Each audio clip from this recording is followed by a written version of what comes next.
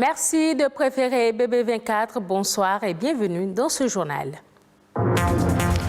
Accompagner et encadrer les diplômés des universités dans la création et le développement d'entreprises innovantes, c'est l'objectif du programme d'incubateur d'entreprises UAC Startup Valley. On en parle dans ce journal. Comment promouvoir la diversité d'emplois que génère le numérique?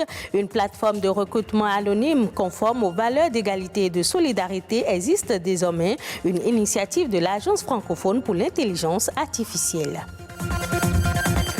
Au Nigeria, la compagnie des chemins de fer a mis en service depuis 3 mois la ligne Lagos-Ibadan, une solution trouvée par les autorités pour réduire les bouchons sur l'axe reliant les métropoles. Depuis 2006, aux traditionnelles missions d'enseignement et de recherche assignées aux universités publiques béninoises s'est ajoutée l'insertion professionnelle. Après avoir intégré cette ambition dans ses priorités en 2011, le programme d'incubateur d'entreprises UAC Startup Valley a été mis en place en 2014. L'objectif est d'accompagner et d'encadrer les diplômés des universités dans la création et le développement d'entreprises innovantes. Plus d'une vingtaine d'années après que sont devenues alors ces entreprises incubées, Donatien Falola et Patrick Adjagoudjou sont allés à la découverte de 2 jeunes entreprises incubées. Reportage. Aristide est un jeune entrepreneur en post-incubation depuis plus de 2 ans pour accroître les performances de son entreprise.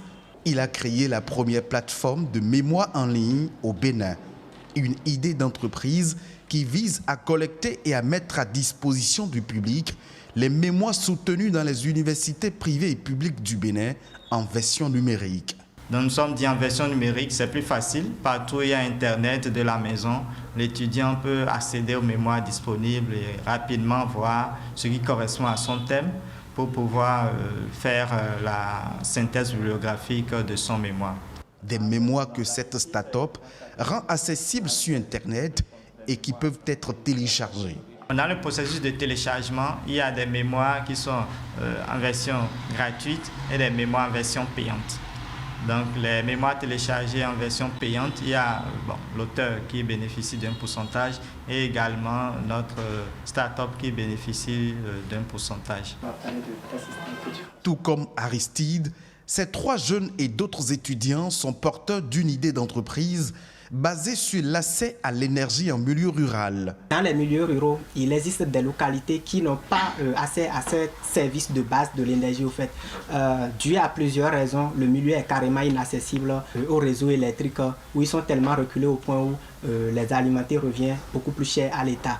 Nous essayons de trouver les produits adéquats aux populations, que ce soit des installations directement fonctionnant à l'énergie solaire, leur donnant accès à l'énergie de base, ou plutôt que ce soit directement des kits qui sont mis à leur disposition et autres.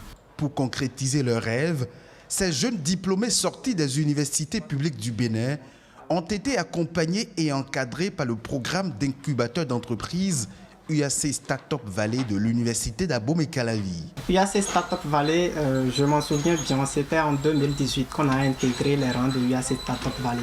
Ils nous ont aidé à parfaire notre idée d'entreprise, ils nous ont permis de réaliser l'étude de faisabilité, de rentabilité de l'idée et ensuite ils nous ont également permis d'élaborer le business plan, le business model.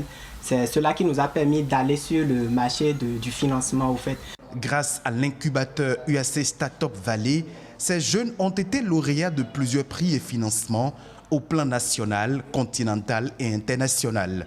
Un modèle entrepreneurial qui fait d'eux des entrepreneurs professionnels durables. UAC Startup Valley est là et nous pousse, nous donne tous les moyens qu'il faut pour pouvoir obtenir une entreprise performante. Actuellement, nous nous comptons parmi le rang des moyennes entreprises. C'est déjà pour nous un bon élan et nous espérons d'ici peu également atteindre le rang des grandes entreprises au Bénin.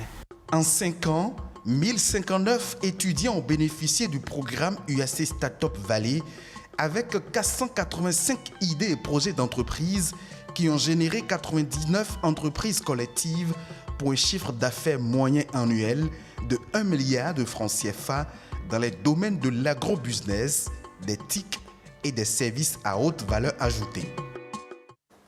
Le monde se transforme et plusieurs métiers aussi. Aujourd'hui, le numérique a fait naître bon nombre d'emplois, des emplois dont l'on n'est même pas certain de l'existence et même du nombre. Mais comment réussir à promouvoir cette diversité d'emplois dans ce secteur qui évolue si vite? En partenariat avec une entreprise polonaise du nom d'Incognito HR, l'agence francophone pour l'intelligence artificielle a mis sur pied une plateforme de recrutement anonyme conforme aux valeurs d'égalité et de solidarité. Les détails dans ce reportage de Rodrigue Babaguito. À l'heure où la Covid-19 a accéléré l'utilisation des différentes technologies de l'information et de la communication, l'importance du numérique n'est plus à démontrer. Les technologies numériques se sont révélées de véritables opportunités pour revitaliser le marché du travail et favoriser l'intégration professionnelle. Avec la Covid-19, il y a des emplois qui sont transformés. Il y a des emplois qui ont disparu, mais qui ont été remplacés par de nouveaux emplois. Et vous ne pouvez pas imaginer les milliers d'opportunités d'emploi que nous avons. Aujourd'hui, il nous est arrivé d'avoir plus de 300 demandes d'emploi dans le secteur du numérique seulement, mais rassurez-vous, nous n'arrivons même pas à pourvoir à 100 emplois. Une situation qui fait naître de nombreuses interrogations, notamment celles relatives à l'accès et surtout à l'égalité des chances d'emploi dans le secteur du numérique. Par ce webinaire, l'agence francophone pour l'intelligence artificielle AFRIA, en collaboration avec la Chambre de commerce et d'industrie du Bénin CCIB, veut répondre à ces questions. Elle décide de lancer une plateforme de promotion de l'égalité des chances d'emploi dans le numérique. Son nom, africa.incognitohr.com. Un concept de recrutement anonyme conforme aux valeurs d'égalité, de solidarité et de partage de l'AFRIA en partenariat avec Incognito HR, une entreprise polonaise. Face aux enjeux de l'emploi, vous conviendrez avec moi que toutes les initiatives sont les bienvenues. Celle que nous découvrons aujourd'hui consiste donc en un projet pilote que nous avons choisi de lancer au Bénin afin de lui donner l'opportunité d'être testé, d'être amélioré en temps réel et grandeur nature. Pour ma connaissance des plateformes de recrutement, je crois que quand je compare avec Incognito, l'avantage que ça a, c'est qu'il y a cette possibilité de transparence parce que les noms des candidats ne sont pas connus, d'une part. D'autre part, le chercheur d'emploi a plusieurs possibilités, a plusieurs offres spontanées et automatisées. Des nombreux exercices de réflexion menés sur les enjeux de l'emploi dans le numérique par les participants de plusieurs pays, il ressort tout de même que de nombreux défis sont à relever. Au nombre de ceux-ci, la formation. La création de l'école du numérique et l'école de la fibre optique, ce sont des défis que nous devons pouvoir relever. Il faudrait qu'aujourd'hui, comme à un moment donné pour l'eau, le gouvernement dit « je veux une couverture 100% de l'eau », ça veut dire que partout où on est, aujourd'hui, il faudrait que Internet, la fibre, soit quelque chose qui est accessible pour tout le monde, pour que derrière, le métier que cela va engendrer soit aussi naturel. L'intelligence artificielle se révèle comme un outil d'accélération du développement. Avec la transformation que connaît le monde, l'on est obligé de s'adapter, d'agir et de se mettre au pas. Les hépatites sont des pathologies à virus qui font beaucoup de ravages. Selon l'opinion publique, les élans et comportements amoureux entre les partenaires constituent des portes ouvertes aux hépatites. Qu'en est-il réellement? Les explications avec Martin Sopon, il est hépato-gastro-entérologue. Il faut dire que le virus de l'hépatite B se retrouve dans la plupart des liquides biologiques, notamment le sang, la sueur, la salive, les urines et tout. Mais la transmission, la contamination par ce virus, par les voies, la salive, le fait d'échanger, de s'amouracher, ça ne donne pas le virus. On n'est pas contaminé par ces voies. Et c'est rare, c'est exceptionnel que ça se passe de cette manière. Pour que ça se réalise, il faudrait que le sujet contact ait des lésions muqueuses, donc des plaies buccales et tout, et que la salive du sujet infecté se projette dans la plaie de l'autre pour que la contamination se réalise. Mais je tiens à préciser que si ça se réalise par cette voie, c'est déjà des sujets adultes. Parce qu'il faut savoir que l'évolution de l'infection dépend du moment de la contamination. Pour s'embrasser, s'amouracher ou aller à l'acte sexuel, il faut être adulte. Donc, pour être contaminé à ce niveau, il n'y a pas de problème. Vous allez faire une infection aiguë qui va se guérir spontanément. Donc, les contacts sexuels aussi, le virus est dans le liquide sexuel, mais il faudrait que le sujet qui est infecté ait une forte charge virale et que ça soit un virus avec antigène HBE positif ou que les relations sexuelles se passent pendant que la femme est en menstruation ou que la femme, il n'y a pas eu beaucoup de préliminaires et que la femme n'est pas suffisamment sensibilisée. Donc, il y a des micro-saignements pendant l'acte sexuel. C'est ces facteurs-là qui augmentent le risque de contamination. Sinon, en réalité, beaucoup plus chez nous, on est infecté par ces virus très tôt dans nos premières heures de vie, par notre mère ou bien dans l'entourage familial. Direction le Nigeria où on parle souvent de bouchons qui empoisonnent la vie des populations des grandes villes du pays. Les autorités nigérianes essaient de trouver des solutions grâce au train. La compagnie nigériane des chemins de fer a mis en service depuis 3 mois la ligne Lagos-Ibadan, les 2 plus grandes métropoles du sud-ouest du pays. Suivant le reportage de nos confrères de France 24. Les quais de la gare d'Ibadan sont encore loin des grandes bousculades. Pourtant, le futur reste prometteur pour ce train se dirigeant vers Lagos. Ces confortables wagons attirent entre 100 et 400 voyageurs chaque jour. Avec cette ligne, la compagnie nigériane des chemins de fer veut démontrer que le train est un remède aux embouteillages de Lagos. Faire le trajet Ibadan-Lagos par la route, c'est un cauchemar. Notamment à partir de 16h, la circulation à Lagos est terrible. C'est un calvaire pour rejoindre le quartier central de Yaba. Il faut compter presque 6 heures de route. Je n'arrivais pas chez moi avant 23h ou minuit.